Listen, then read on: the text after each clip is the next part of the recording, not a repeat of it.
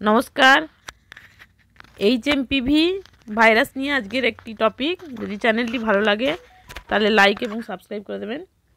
HMPV, করোনার পরে HMPV বলে একটি ভাইরাস এসছে, যে ভাইরাসটা আবার আতঙ্কের সৃষ্টি করেছে, যে আবার লকডাউন, আবার কি। তো আমাদের একটু এইচএমপিভি সম্পর্কে জেনে রাখা প্রয়োজন। এইচএমপিভি, এইচ ফর হচ্ছে হিউম্যান, এম ফর হচ্ছে মেটা, পি থেকে হচ্ছে নিউমো, ভি থেকে হচ্ছে ভাইরাস। তাহলে হিউম্যান মেটা নিউমো ভাইরাস। তাহলে নিউমো কথাটা আছে, অর্থাৎ সেই ফুসফুসের সঙ্গে জড়িত, এবং ফুসফুস মানেই কাশি। তাহলে আমাদের এই হিউম্যান মেটা নিউমো ভাইরাসের একটি ছবি দেখতে পাচ্ছেন, কি না, respiratory virus first identified in 2001 সালে প্রথম আইডেন্টিফাই হয়েছিল এই ভাইরাস। অতএব এটি নতুন কিছু নয়, যে হঠাৎ করে আকাশ থেকে পড়েছে তা নয়। ভাইরাসটা আগে থেকে আছে এবং আইডেন্টিফাইড আগেও হয়েছে। কি হতে পারে, কাদের হতে পারে, সেটা নিয়ে একটু বলি। তাহলে এখানে প্রথম ছবিটা দেখাচ্ছি, এটা ইনফ্যান্ট। অতএব শুধু যে বড়দের হবে তা নয়, বাচ্চাদের হতে পারে। ইনফ্যান্ট মানে আমরা জানি 1 বছরের মধ্যে বয়স্ক শিশু। তাহলে 1 বছরের মধ্যে বয়স্ক শিশুর হতে পারে।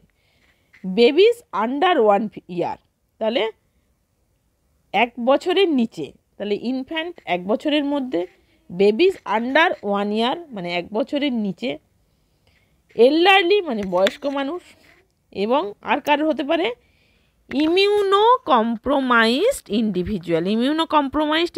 ইন্ডিভিজুয়াল মানে যাদের ইমিউনিটি পাওয়ার ভীষণ কম। অর্থাৎ কী জন্যে কম? অনাক্রম্যতা ক্ষমতা, বাংলায় যাকে বলে অনাক্রম্যতা ক্ষমতা। তাহলে কী জন্যে কম?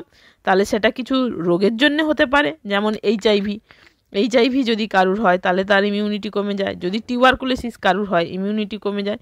যদি তার সুগার থাকে, ইমিউনিটি কমে যায়। যদি তার হাইপারটেনশন থাকে, ইমিউনিটি কমে যায়। যদি তার লিভারের প্রবলেম থাকে, ইমিউনিটি কমে যায়। তাহলে ইমিউনো কম্প্রোমাইজড ইন্ডিভিজুয়াল পার্সনদের এই ভাইরাস অ্যাটাক করার চান্স বেশি। তাহলে কাদের হলো? 1 বছরের মধ্যে, 1 বছরের নিচে, এল্ডারলি মানে বয়স্ক মানুষ, ইমিউনো কম্প্রোমাইজড ইন্ডিভিজুয়াল। এবার হচ্ছে ভাইরাস স্প্রেডস থ্রু, কিসের মাধ্যম দিয়ে ভাইরাসটা যায়? তাহলে প্রথম হচ্ছে direct contact with infectious secretion such as saliva. তাহলে এটা ডিরেক্ট কন্ট্যাক্ট, অর্থাৎ তার থুতু, কফ, হাত দিয়েছে কোনো জায়গা ছুঁয়েছে, তাহলে সেই জায়গায় অন্য লোক চুলে সেটা স্পর্শ করা হয়ে গেল। তাহলে সেই স্যালাইভা কন্ট্যাক্টের মাধ্যমে এই ভাইরাসটা স্প্রেড হতে পারে। 2 নম্বর কি? Respiratory droplet expelled when an infected person coughs or sneeze. সেই করোনার মতন সেই কাশি এবং কথা বলবে যখন, তখন কি হবে? ড্রপলেট, অর্থাৎ আমরা একবার কথা বললে 2500 ড্রপলেট হচ্ছে বাতাসে ভেসে যায়। তাহলে পাশে যে লোকটি থাকে, সামনে যে লোকটি থাকে, সে যখন আমাদের প্রশ্বাস নেয় তখন কি হয়? ওটা ঢুকে যায়, ওই জীবাণুটা ওই বাতাসের মধ্যে উঠছিল, ঢুকে গেল, তাহলে তার মধ্যে ইনফেকশন হতে পারে। তাহলে এটা 2 নম্বর পয়েন্ট গেল। তাহলে প্রথম পয়েন্ট হচ্ছে direct contact saliva, second point হচ্ছে ড্রপলেট ইনফেকশন, অর্থাৎ যখন সে কথা বলে, যখন সে হাঁচে, কাশে, তার মাধ্যম দিয়েও সামনের লোকের প্রবেশ করতে পারে। 3 নম্বর কি হলো? Touching surface contaminated with the virus, touching the mouth, nose or eyes before washing hand. তাহলে যদি হ্যান্ড ওয়াশ বিফোর এবং আফটার, আমরা জানি যে একটা হ্যান্ড ওয়াশের ব্যাপার রয়েছে, তাহলে তার ফলে টাচিং করলে তার যদি সে কন্ট্যাক্টে চলে যায় তাহলে সেখান থেকে হতে পারে। এবার সিমটমস কি আছে?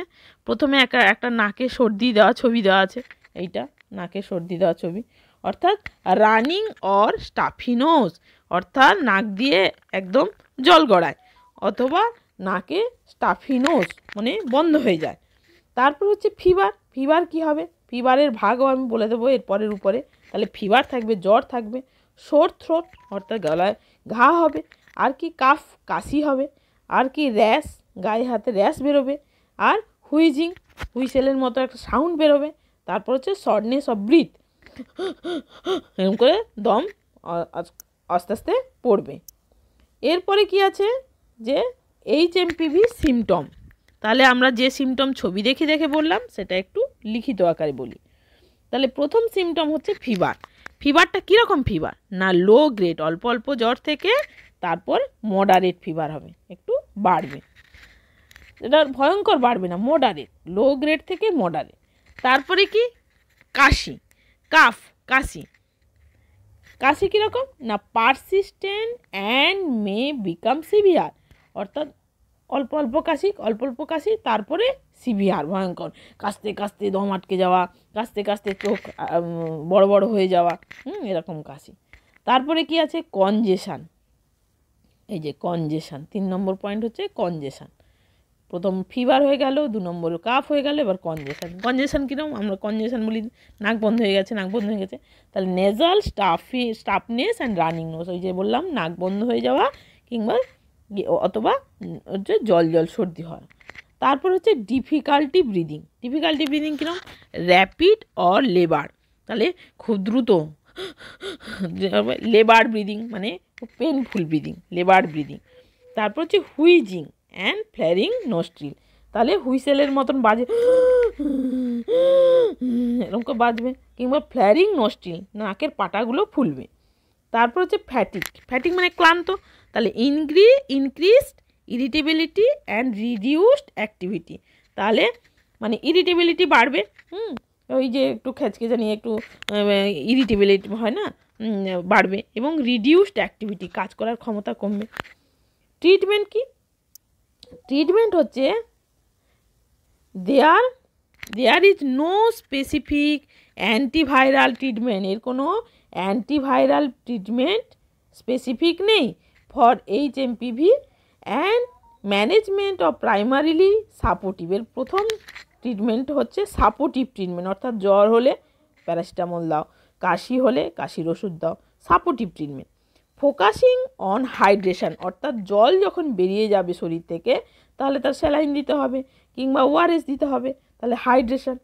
ফিভার কন্ট্রোল, জ্বরকে কন্ট্রোল করতে হবে, তাহলে ফিভার হলে যেমন জলপট্টি দেওয়া, প্যারাসিটামল দেওয়া, যেমন ফিভারের আমরা ট্রিটমেন্ট করি সেরকম। And oxygen therapy in severe cases, যদি অক্সিজেন রিডিউসড করে, যে আগের করোনার মতন যে আমরা দেখতাম যে অক্সিজেন রিডিউসড করছে কি না, 90-এর নিচে থাকলেই আমরা ভয় পেয়ে যেতাম, তারপরে পালস অক্সিমিটার দিয়ে চেক করা হতো, তো সেরকম অক্সিজেন থেরাপি ইন সিভিয়ার, যদি সিভিয়ার হয় তাহলে অক্সিজেন দিতে হবে। Therefore, prevention becomes the cornerstone of controlling its spread. এটা একটা সুন্দর কথা বলেছে যে প্রিভেনশন যদি আমরা করতে পারি, স্প্রেড যদি আমরা আটকাতে পারি, তাহলে আর আমরা ভয় পাবো না। আমরা করোনাকে জয় করতে পেরেছি, HMPVকেও জয় করব। তাহলে এইখানেই আমার এই টপিকটি শেষ হলো। যদি চ্যানেলটি ভালো লাগে তাহলে লাইক এবং সাবস্ক্রাইব করে দেবেন। Thank you.